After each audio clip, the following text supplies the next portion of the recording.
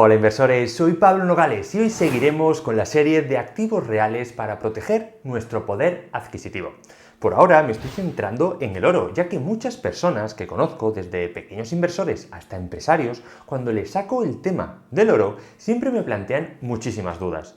Teniendo en cuenta la situación macroeconómica que estamos viviendo en este periodo de la historia, considero que estar formados al respecto es vital. No olvidemos que el oro ha sido el único activo que ha permitido mantener el poder de compra de la gente durante milenios. Sé que muchas veces los seres humanos pecamos de ser cortoplacistas, pero si el oro ha sido el refugio de valor durante miles de años, será por algo, ¿no? Cuando empecé con esta serie de vídeos, una de las primeras personas que me planteó una duda fue Santiago Trigo, al cual tuve el placer de conocer este pasado verano, ya que también tiene un canal en YouTube sobre finanzas e inversiones, más enfocado en la inversión vía dividendos, ayudando también a bastante gente con todo lo relacionado con la declaración de la renta y la fiscalidad de la inversión. Por lo que si tenéis dudas sobre estos temas, os invito a seguirlo. Os dejo su canal en la descripción del vídeo.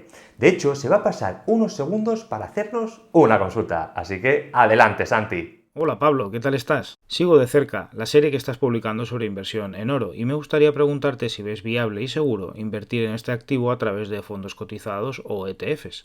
Si es el caso, saber qué debo tener en cuenta, de qué opciones dispongo y qué puedo esperar de cada una de ellas. Aprovecho para enviar un colectivo saludo a esa pedazo de comunidad inversora que estáis formando. Muchos ánimos con el canal y gracias de antemano. Muchas gracias, Santi, por la pregunta. Sin duda es muy interesante lo que nos planteas, porque muchas personas ajenas a este mundillo, cuando les hablo de la inversión en oro, lo asocian únicamente a comprar un lingote. Y por suerte, tenemos otras vías de invertir en él, por ejemplo, con los fondos cotizados de oro. Así que, sin perder más tiempo, ¡empecemos!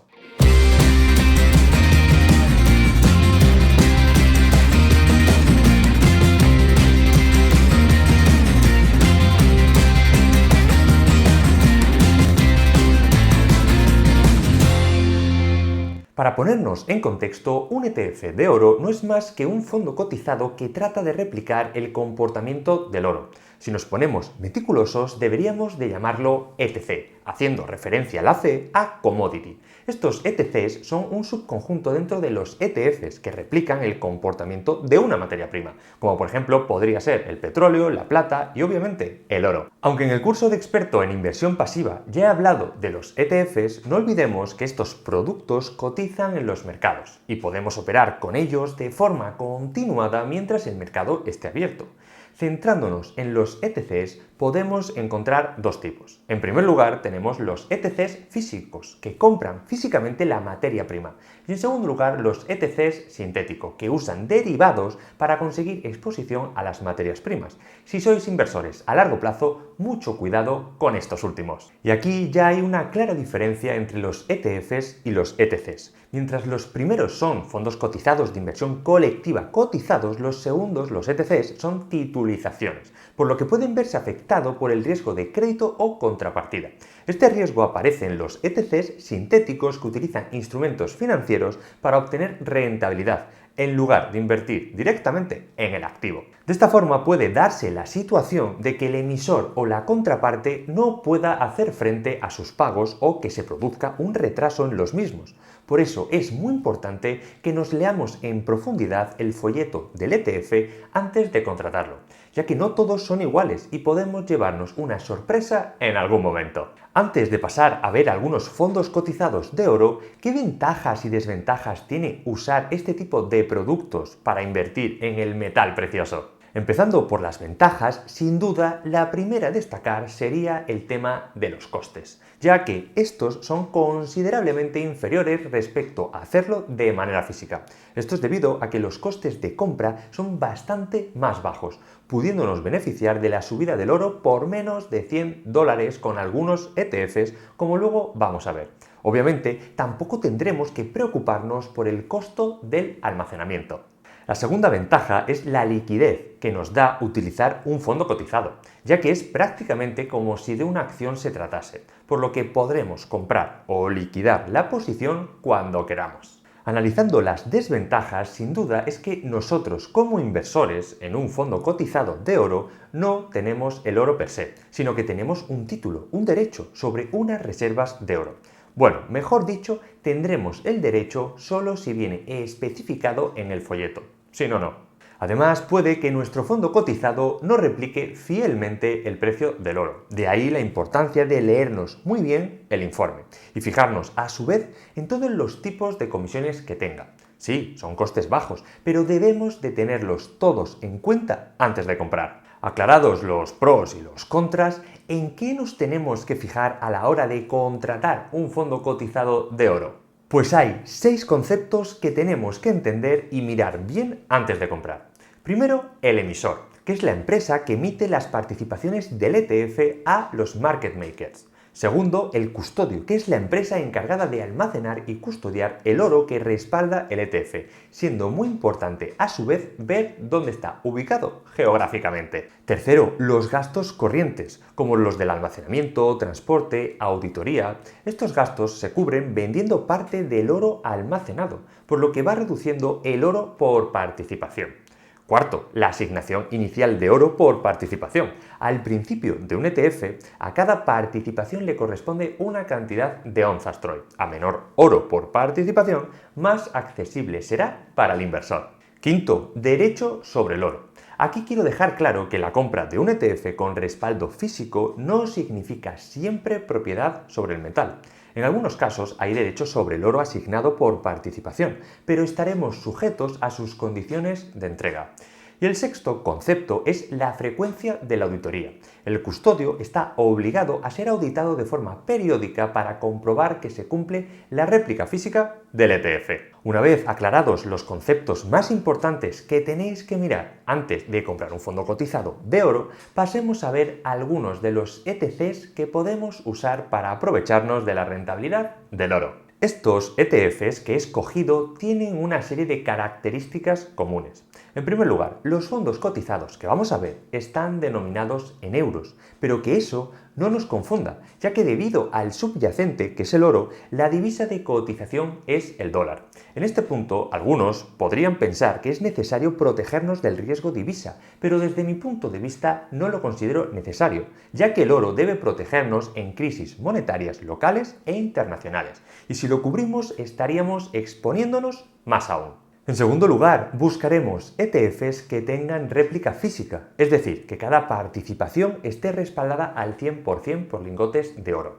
Y en tercer lugar, los ETFs deben seguir el precio de la LBMA que ya vimos en el primer vídeo de la serie. Todos los ETFs que vamos a ver a continuación los podéis encontrar en el broker de Giro.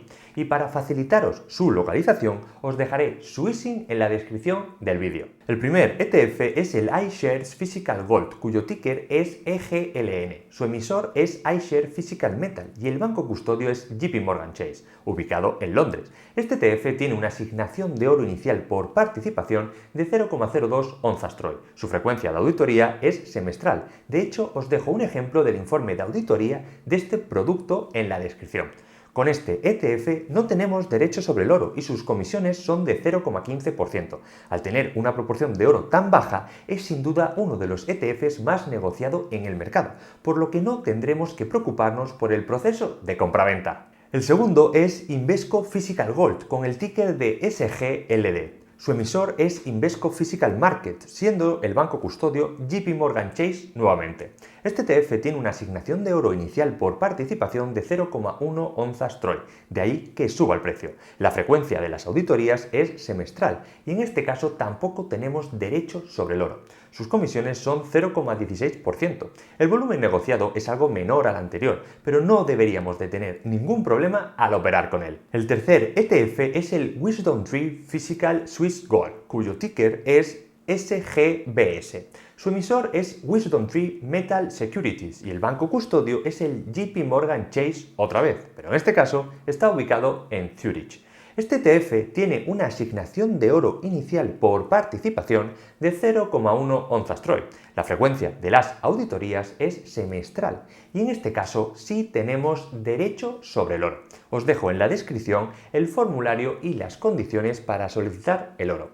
Además, las comisiones son iguales al primer ETF que hemos visto, que eran tan solo de 0,15. Por añadir algo negativo, es que es el fondo cotizado que menos volumen negocia de los 3 que hemos visto, pero tiene aún así el suficiente volumen para que no tengamos problemas para negociar. Aunque nos pueda parecer muy sencilla la inversión en ETFs, me gustaría que viésemos la complejidad que hay detrás de estos fondos cotizados de materias primas respaldados físicamente.